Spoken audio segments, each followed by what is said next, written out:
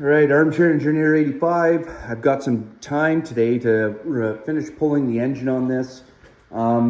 Before this, I got the exhaust off, the muffler, Y pipe. I did take the secondary out. I removed the head there so I could see the damage that was done.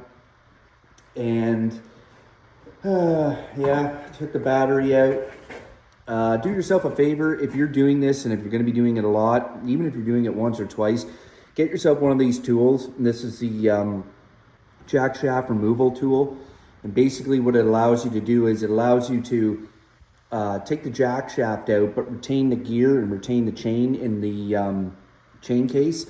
Otherwise, if you just pull the jack shaft out, it will fall to the bottom, and then you have to remove all this, open up the chain case, drain the fluid, and make a hell of a mess, and then realign everything. And this tool is very cheap. You can get it on Amazon. You can buy it from the Skidoo dealer, but it's even cheaper on Amazon, and it's still a really good tool.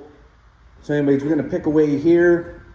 I do have the primary clutch removal tool. Once again, another tool that you should probably go ahead and purchase. Definitely well worth it. And I've got my big impact here, and I'm going to whale away on this and pull this off. So I'm making progress on removing this 800R Etec engine out of here, and I ran into a little jam here. So this is the jack shaft bearing holder here, and this one bolt here just wants to spin with the nut. I can't get the nut off. It just wants to free spin. So I'm going to have to deal with that later. So what I had to go ahead and do was I had to remove the intake boots, and I had to remove the reeds in order to clear this when I take it out. If I could have got rid of this, which would have been nice, and I'm one bolt away from it, so it's very annoying, then I could have left that all intact, which is what I like to do. The other problem I'm having right now is even with the tool and the right impacts, or what I thought was the right impacts, I can't get this primary clutch off. I'm using, you can see my battery size, a 12 amp hour battery, a 1/2 inch M18, lots of power. I've got an impact socket, and it just won't take this off. So I'm gonna have to deal with that later. So I'm gonna leave it attached for right now, and I'm gonna take out the whole engine. One thing I wanted to point out with you guys, because I've already done this before, when I bought this sled, the engine was already out of it.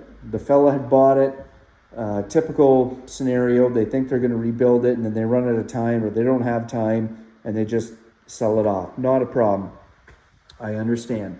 But when I was putting it back together, I had a problem with my two intake boots because they weren't marked which side was up and which side was down, and which side was PTO and which side was mag. So I torqued them to spec when I had originally put this sled together, and I remember I had to fiddle with it. I had to keep pulling them out, figuring out which one was which, because the throttle bodies just wouldn't hook up correct. There was like clearance issues. There was a spacing on the two holes. So remembering that issue, I went ahead here and I marked my mag and my PTO. And I will remember that, okay, I only did it on the one side, not the both. And so the marking is up, and then obviously mag, PTO. So I did in fact recall that from the last time I did it. Right now I'm dealing with this issue right here. If you guys have ever done this before, you know that, I'll show it here, okay. So you got your one upper coolant pipe here, and I don't know if you can see it. It splits off. You have your water pump down here, and then it does a split. And unfortunately, it goes right underneath this.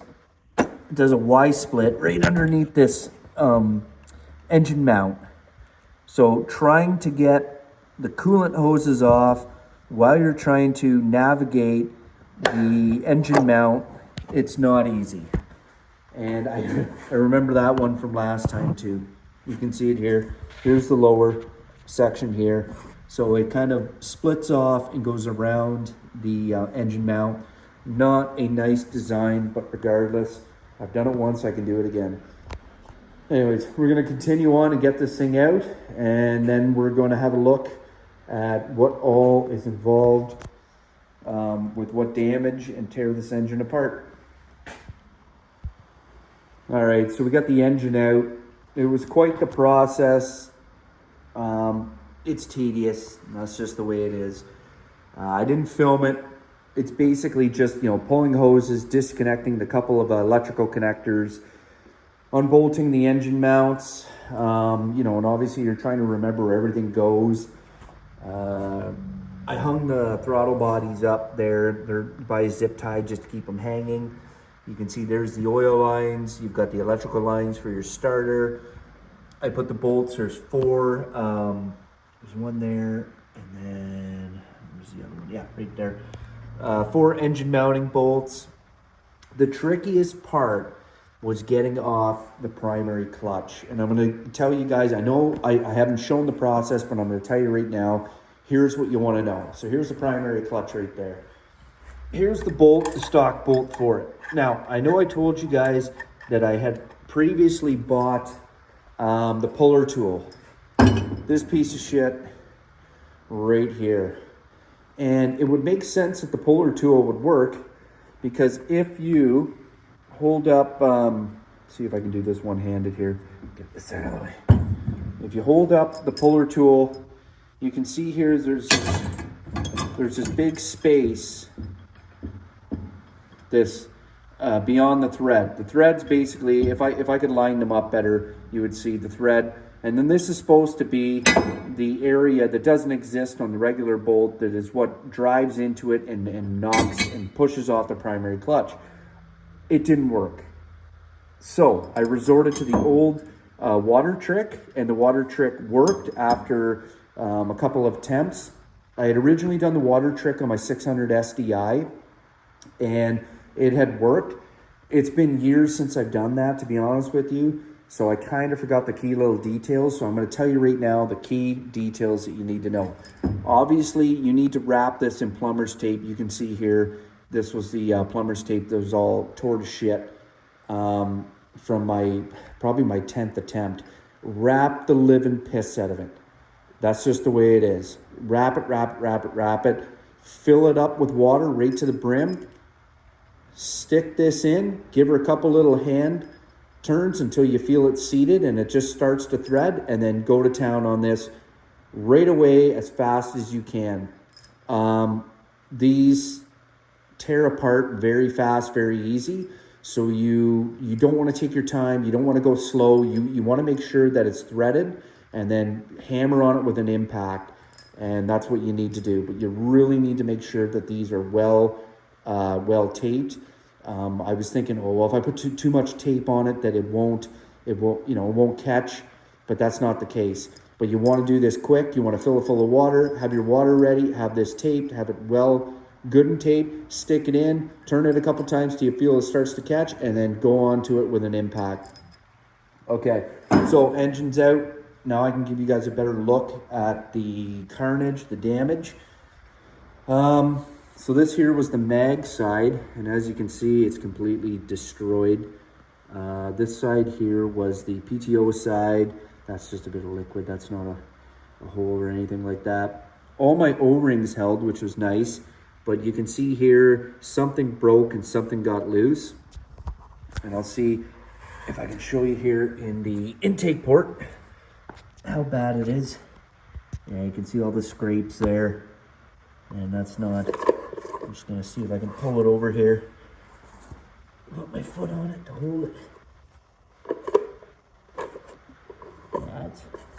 It is not very nice looking. So this thing went to town.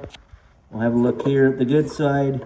Even the good side, there's a lot of, I don't know, a lot of wear for not very many miles, to be honest with you. We're gonna do a tear down of this, and we're gonna get to see the whole thing. As I said here, like you see, like this cylinder is less than 1,000 kilometers, and I'm not very happy with it. So this is where the tear down is really, really, really gonna show. Yeah, look at that. Like that's Like for something with less than 1,000 kilometers, like I'm wondering if there was oiling issues. It definitely used oil. Like I watched it and I monitored it, so it wasn't, I don't know. Anyways, I might end up doing a new oil pump on this just to, you know, just to rule it out. And it's old enough and it's had enough miles on the chassis. Therefore, I'm assuming the oil pump is original, that it'll need to be changed. And probably on top of that, I'm going to do a new oil fuel filter, which isn't a big deal, and you should do those more often than you think. And I originally did send these out to get cleaned. You can see where I marked them originally, the mag side and the PTO side, because the guy wanted to know which side was which. And the PTO side had completely failed, and that's what took out the last engine, the one that the original owner had it at. So yeah, I might try and source out a new set of those to rule it out, because I'm going to spend all this time and money. I want to make sure that this isn't going to happen again, and I want to have basically, you know, carefree riding where I'm not worried going down the trail that this thing is going to blow up like it did. I got lucky. I wasn't far from home, and I got a tow from a very nice gentleman from Hamilton that worked at DeFasco. Anyways, guys, if you like this content, Armchair Engineer 85, like, comment, subscribe. If you guys have any questions about what I did, I can always help you out. Put it in the comments and I'll let you know. And then in our next video here, we're going to tear this thing down and we're going to see all the damage of it. And then we're going to move on to getting the new replacement engine and putting it in. All right, see you later.